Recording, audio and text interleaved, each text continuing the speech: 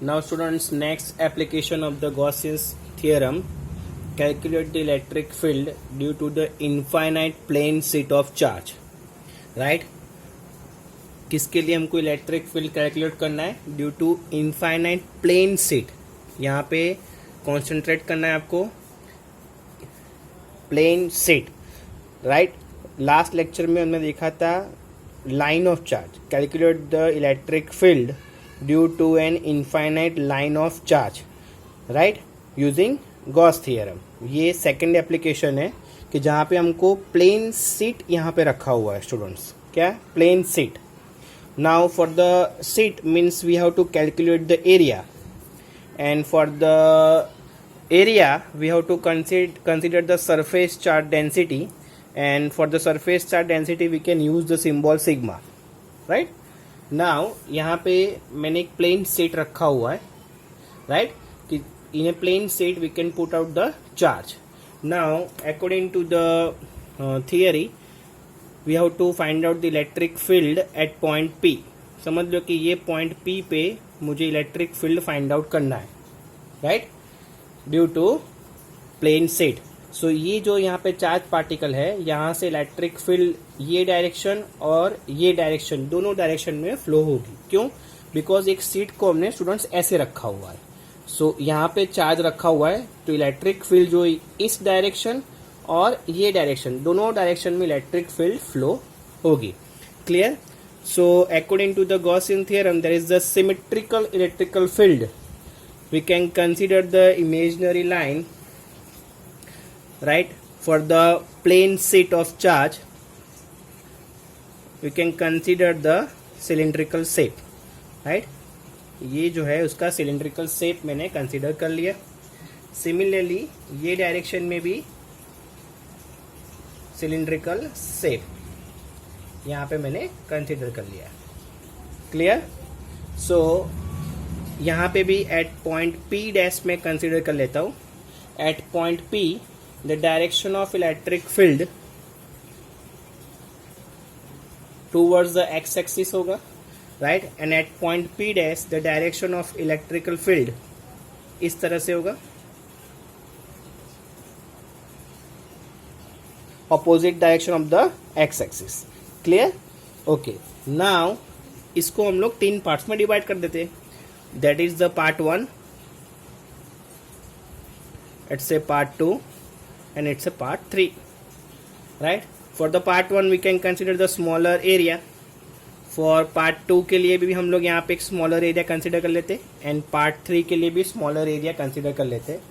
Now how much means flux will be induced into the part 1, 2 and 3. so इसका means हम लोग direction consider करें flux का for the part 1. Right, so ये कौन सा है? समझ लो ये टॉप एरिया है, it's a middle and it's a bottom. So top के लिए अगर हम लोग कंसिडर करें तो that is the direction of planar area. So ये उसका डायरेक्शन होगा स्टूडेंट्स. क्लियर? प्लेनर एरिया जो हमने कंसिडर किया है that is the direction of electrical field, and the same direction we can use is the planar area. Right, दो electrical field and planar area दोनों same direction में होंगे. So induce small amount of flux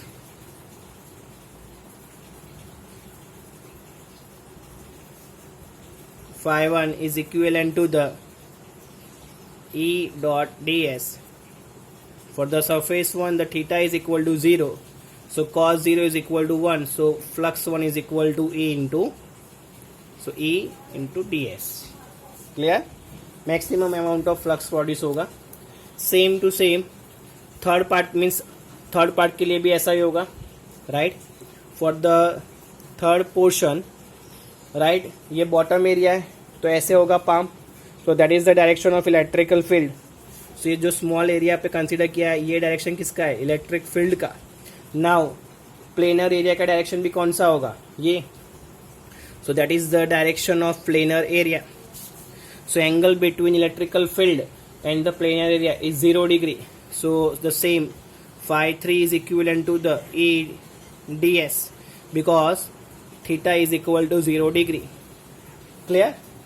And you can see clearly for the surface 2, that is the direction of electrical field, because यहाँ पे हमने charge रखा है ना, तो ये चार्ज में से जो इलेक्ट्रिकल फील्ड या तो ये डायरेक्शन में जाएगी या तो ये डायरेक्शन में जाएगी.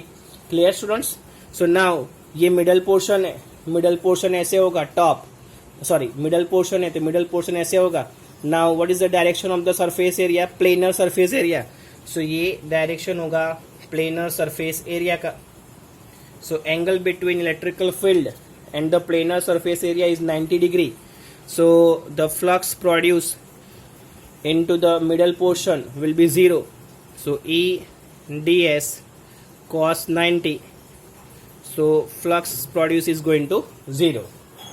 Clear students?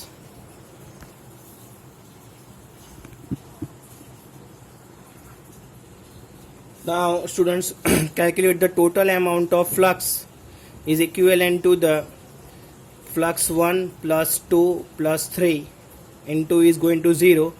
So E ds plus 0 plus E into ds. So total amount of flux is clearly you can see the 2 into electrical field into area, right? We can consider now, we can consider the ds is equivalent to the area because it is the total cross sectional area या total cross sectional area, right? ये मैंने consider किया students. ds की जगह पे जो यहाँ पे 2 टाइम e इंटू ds होगा, उसकी जगह पे ds की जगह पे मैंने क्या कंसिडर कर लिया? Area, right? ओके, ये इक्वेशन नंबर 1 हमको मिला. Now we know the surface charge density. हमको पता है स्टूडेंट्स कि सरफेस चार्ज जो डेंसिटी है which is equivalent to the charge पर unit area Q by, so Q is equivalent to the surface charge density into area. That is equation number 2. Now we want to calculate the electrical field at point P, otherwise at point P dash. So according to the Gaussian's theorem, total amount of flux which is equivalent to the total amount of charge upon E naught, right? Now what is the total amount of flux? Total flux is equivalent to the 2 times of electrical field into area. So 2 times of electrical field into area instead of total amount of flux, which is equivalent to the charge. What is the charge? Q is equal to surface charge density into area. So इसकी जगह पे हम लोग ये रख सकते हैं surface charge density into area upon A naught. So area will be going to cancel. So electrical field is equivalent to the surface charge density upon 2 times of E naught for the infinite plane sheet of charge. ये आपको equation students ध्यान रखना है. For the infinite plane sheet of charge, the electrical field at point P or P dash will be equal to surface charge density upon 2 mu naught.